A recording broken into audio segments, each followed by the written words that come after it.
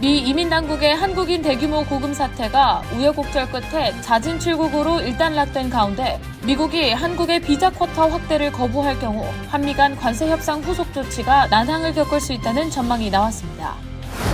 한국 정부는 이번 사태를 기회로 전환해 비자 사각지대를 메우기 위해 양국 간 워킹그룹을 만들어 새 비자 형태를 만드는 데 미국과 신속히 협의했습니다.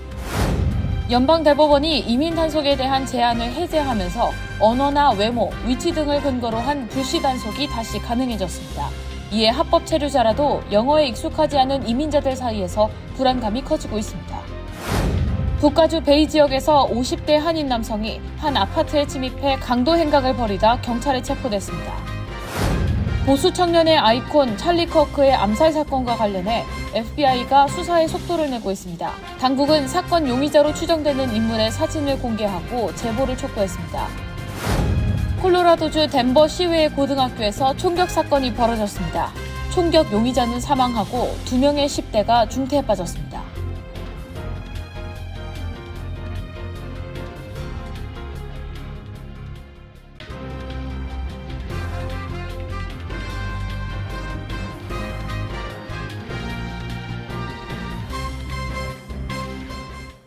안녕하십니까. KBTV 뉴스9 이창원입니다. 한국인 노동자 구금 사태와 관련해 한미 간 관세 협상 후속 조치가 난항을 겪을 수 있다는 전망이 나오고 있습니다.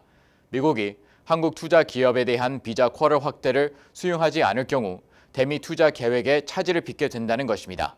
이런 가운데 오늘 김정관 산업부 장관이 워싱턴 DC를 방문해 대미 투자 기업의 비자 쿼터 확대를 공식 요청했습니다. 미국 정부가 이를 받아들일지 여부가 주목되고 있습니다. 오늘의 첫 번째 소식 전장 기자가 전해드립니다. 한국은 미국에 3,500억 달러를 투자하기로 했고 한국에 대한 상호 관세를 기존 25%에서 15%로 낮추는 데 합의했습니다. 반도체, 바이오 등 품목별 관세 부과가 유력한 분야에 대해서는 최애국 대우를 약속받았습니다. 이처럼 큰 틀에서의 한미 간 관세 협상은 마무리됐지만 아직도 해결해야 할 숙제가 많이 남아 있습니다. 이와 함께 조지아 한국인 구금 사태가 앞으로 대미 투자에 걸림돌이 되고 있는 상황입니다. 앞으로 대미 투자 기업 노동자를 대상으로 합법적으로 취업이 가능한 H-1B, L-1, E-2 비자 발급이 원활하지 않을 경우 한국인 구금 사태가 재발될 수 있는 만큼 대미 투자가 쉽지 않을 수 있다는데 여야 의원들은 한 목소리를 내기도 했습니다. 만약 미국이 우리 정부의 요청을 빠른 시일 내 수용하지 않을 경우 한미 관세 협상 후속 조치에 대한 논의가 예상보다 더디게 흘러갈 수 있고 이에 따른 자동차 등에 부과된 품목별 관세 인하 시기도 늦춰질 수 있다는 우려가 나옵니다. 이재명 대통령은 취임 100일 기자회견을 통해 미국이 한국 투자기업에 대한 비자 쿼터 확대를 수용하지 않을 경우 앞으로 대미 투자에 상당한 영향을 줄 수 있다고 전망했습니다. 한편 이민당국에 의해 체포 구금된 한국인 316명이 억류된 지 7일 만인 오늘 귀국길에 올랐습니다. 조현 외교부 장관은 이번 사태로 구금됐던 한국인들이 앞으로 미국 입국 시 불이익을 받지 않는다고 밝혔습니다.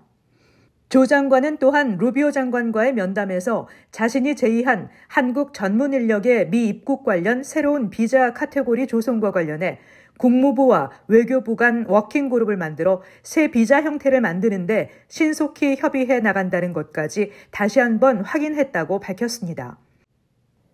구금된 한국인들은 어제 LG 엔솔 측이 준비한 전세기를 타고 귀국할 예정이었지만 돌연 미국 측 사정을 이유로 지연됐습니다. 석방이 예정보다 약 하루 늦어진 과정에는 트럼프 대통령의 잔류 요청이 작용했던 것으로 알려졌습니다. 외교부 관계자는 트럼프 대통령이 한국 노동자들이 귀국하지 않고 미국에서 계속 일하면서 미국 인력을 교육 훈련하는 방안을 한국 정부에 제안하기 위해 석방 보류를 지시했기 때문이라고 설명했습니다. KBTV 뉴스 전상입니다. 불법 고용 단속 중 구금됐던 한국인 근로자들이 8일 만에 석방돼 오늘 전세기를 통해 귀국길에 올랐습니다. 외교부 고위 당국자도 동행한 가운데 정부는 이번 일을 계기로 미국과의 협의를 통해 근로자 보호 대책 마련에 나섰습니다. 김은지 기자입니다. 방미 중인 조현 외교부 장관은 어제 워싱턴 DC에서 앤디 베이커 백악관 국가안보 부보좌관을 만나 조지아주에 구금된 한국인 근로자 문제와 함께 비자 제도 개선 등 현안을 논의했습니다. 조 장관은 이번 사태가 자칫 한미 관계의 위기로 번질 수 있었음을 지적하면서 양측이 긴밀히 협력해 문제 해결에 나선 점을 평가했습니다. 그러면서 이번 기회를 제도 개선으로 연결해야 한다며 비자 카테고리 신설 등 재발 방지를 위한 한미 워킹그룹 구성을 제안했습니다. 이에 베이커 부부장관은 대규모 한국의 대미 투자가 현실화되고 있지만 현행 비자 제도가 이를 뒷받침하지 못하고 있다며 적극 동의했습니다. 그는 이번 사안을 양국 협력의 새로운 계기로 평가하고 후속 조치를 신속히 추진하겠다고 밝혔습니다.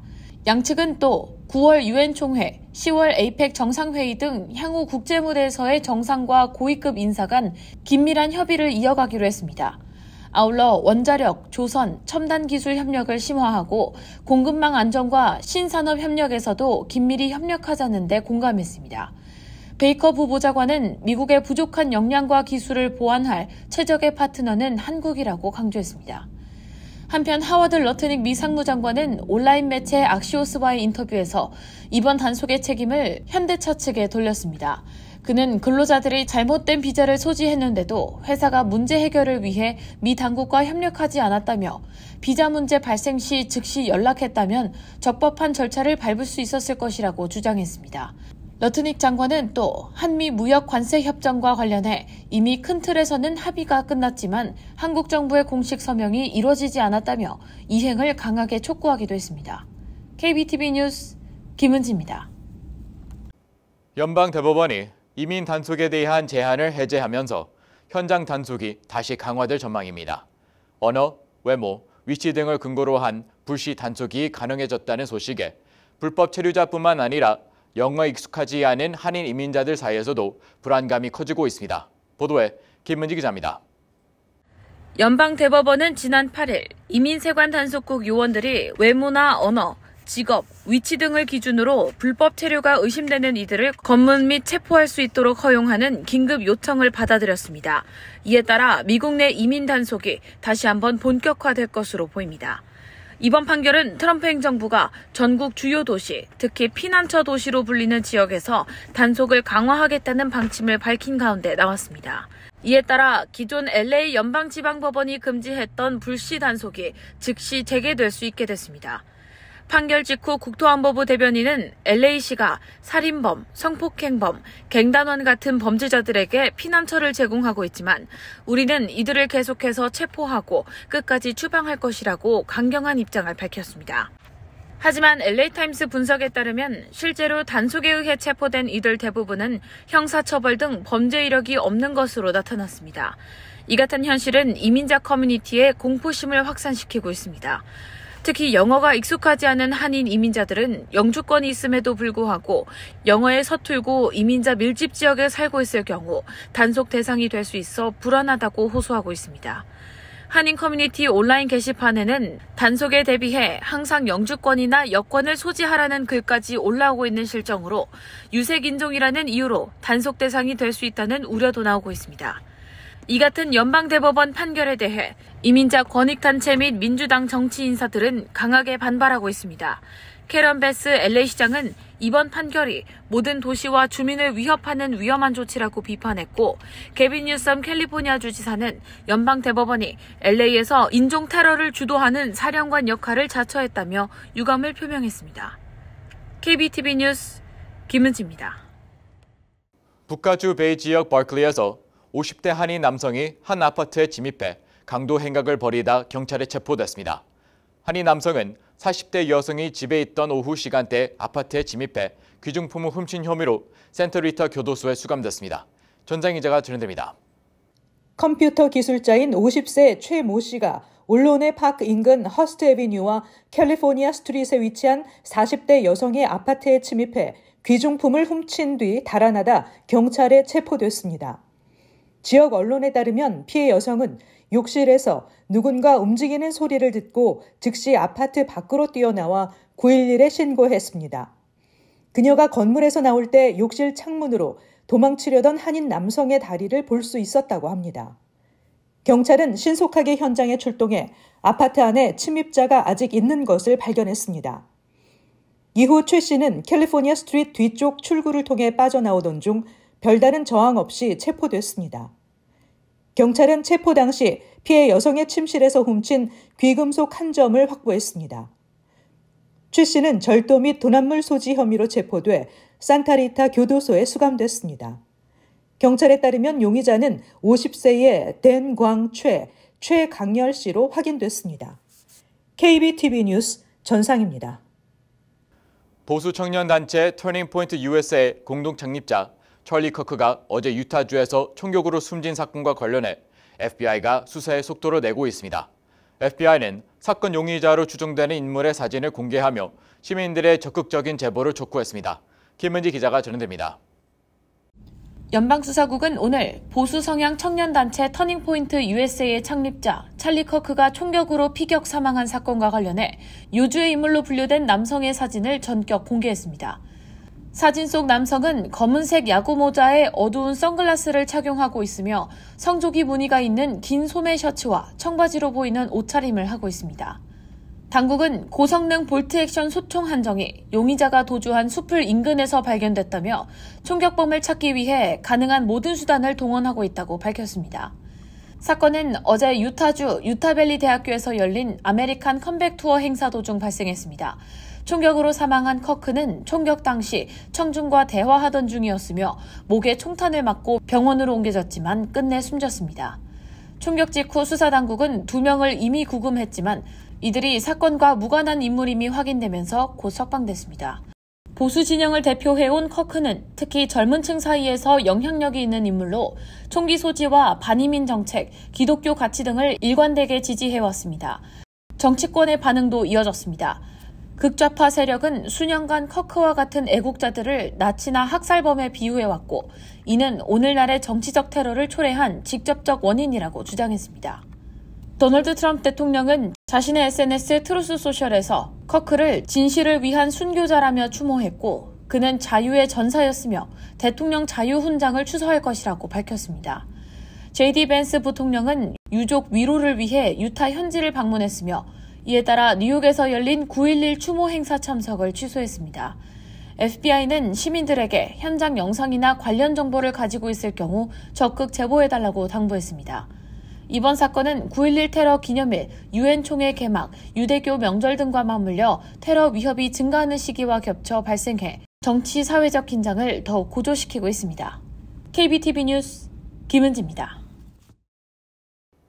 콜로라도주 덴버 시외의 고등학교에서 총격 사건이 벌어졌습니다. 총격 용의자는 사망하고 2명의 10대가 생명이 위독한 상태로 전해졌습니다. 경찰은 총격 사건이 발생한 원인과 같은 고교생으로 알려진 총격범이 어떻게 총상을 입었는지 조사 중입니다. 현장에 달려간 경찰 등은 총기를 사용한 대응은 없었다고 밝혔습니다. 전장 기자가 전해드립니다. 제키 켈리 제퍼슨 카운티 경찰 대변인은 덴버시 서쪽 약 30마일에 있는 에버그린 고교에서 총격 사건이 일어났다는 신고가 접수돼 출동했으며 총에 맞은 3명의 10대는 모두 콜로라도주 레이크우드 시내의 세인트 앤서니 병원으로 이송됐다고 밝혔습니다. 사건 발생 후 덴버시 주변의 경찰 인력 100여 명이 학교로 달려가 구조 작업에 나섰습니다. 이 고교는 숲으로 둘러싸인 교회에 있으며 900명의 학생들이 다니고 있습니다. 가장 가까운 마을인 에버그린은 인구 9,300명의 소도시이며 학교는 이곳에서 1.6km에 가까운 거리에 있습니다. 이곳 제퍼슨 카운티에서는 1999년 컬럼바인 고교 총기 난사 사건으로 14명이 목숨을 잃었습니다. 그중 여성 부상자 1명은 총격 당시의 부상과 후유증으로 올해 사망했습니다. 2023년 3월에 덴버의 한 고교에서도 총격 사건으로 교직원 2명이 부상한 사건이 있었습니다. 미국의 고질병인 총기 범죄는 곳곳에서 끊이지 않고 있습니다. 이날 콜로라도주와 인접한 유타주에서는 도널드 트럼프 대통령과 가까운 보수 정치단체 대표가 총격을 받아 피살되는 사건이 벌어지기도 했습니다. KBTV 뉴스 전상입니다. 태국 방콕의 한 동물원에서 사육사가 관람객들이 지켜보는 가운데 사자떼에 물어뜯겨 결국 숨지는 사고가 발생했습니다. 사고는 관람객을 태운 사파리 차량이 사자떼 구역에 정차했을 때 발생했습니다. 58세 사육사가 차량에서 내리자 뒤편에서 사자들이 몰려와 15분간 공격을 이어갔습니다. 관람객들은 사파리 차량 안에서 공포에 질린 채 이 끔찍한 장면을 목격했습니다. 다른 사육사가 급히 피해자를 구조해 안전한 곳으로 옮겼지만 그는 심각한 부상을 입은 채 병원으로 이송됐고 끝내 숨졌습니다. 고인은 이 동물원 사자 호랑이 구역에서 20년간 일해온 베테랑으로 알려졌습니다. 연방 센서스국 발표에 따르면 미 전체 한인 인구는 221만 1,632명으로 추산돼 2023년보다 9.3%나 증가했습니다. 반면 2024년 뉴욕주 한인 인구는 14만 7,548명으로 추산돼 전년보다 4.27% 줄어드는 등 2년 연속 줄었습니다. 다만 뉴욕시 한인 인구는 2024년 9만 5,496명으로 추산돼 전년보다 3.66% 증가했습니다. 2024년 미국 주별 한인 인구 순위에서 뉴욕주는 1위인 캘리포니아에 이어 여전히 2위 자리를 지키고 있지만 3위 텍사스와의 격차는 크게 줄어든 것으로 분석됐습니다. 뉴저지주의 2024년 한인 인구는 전년보다 6.96% 증가한 11만 6,411명으로 추산돼 주별 순위에서 4위 자리를 유지했습니다. 8월 소비자 물가지수가 지난해 같은 기간에 비해 2.9% 상승한 것으로 나타났습니다. 주간 실업수당 청구 건수가 크게 상승하는 등 노동시장 침체 징후도 함께 나타나면서 오는 17일 연방준비공개시장위원회에서 금리를 인하할 것이라는 예측이 우세해졌습니다. 전문가들은 물가 상승 고착화가 이어지고 있다고 분석했습니다. 통상 연방준비제도는 적정 물가 상승률을 2%로 보고 이를 기준으로 금리 등을 조정하는데 CPI는 지난달 2.7%를 기록하는 등 다소 높은 수준을 이어가고 있습니다. 전문가들은 CPI 지표가 다소 높지만 실업수당 청구 건수가 급증했다며 연준이 금리 인하 신호를 보낼 가능성이 높다고 평가했습니다. 9.11 테러 참사 24주기 추모식이 오늘 오전 8시 30분 맨하탄 월드 트레이드 센터 메모리얼 플라자에서 개최됐습니다. 유가족들은 희생자들의 이름을 한 명씩 낭독하며 1993년 세계무역센터 폭탄 테러 희생자들까지 함께 추모했습니다. J.D. 벤스 부통령과 우샤 벤스 여사가 뉴욕 추모식에 참석했고 도널드 트럼프 대통령은 버지니아 펜타곤 추모식에 참석했습니다.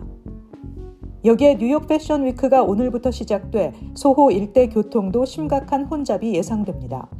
웨스트 브로드웨이, 베릭 스트리트, 6에비뉴 일부 구간이 전면 폐쇄됩니다. 또 리틀 이탈리아에서는 산 제나로 축제가 오늘 개막해 오는 21일까지 이어집니다. 잠시 후 커뮤니티 브리핑을 전해드립니다.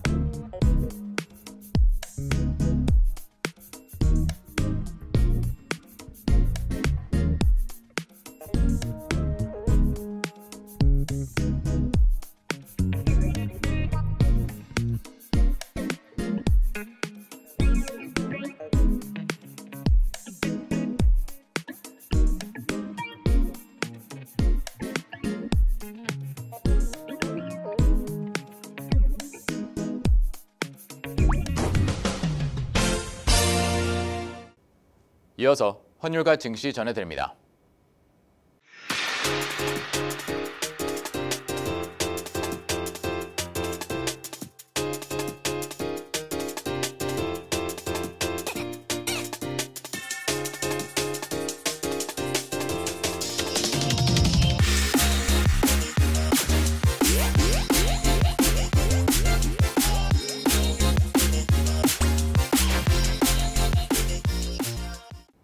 잠시 후 뉴욕과 뉴저지 날씨를 전해드립니다.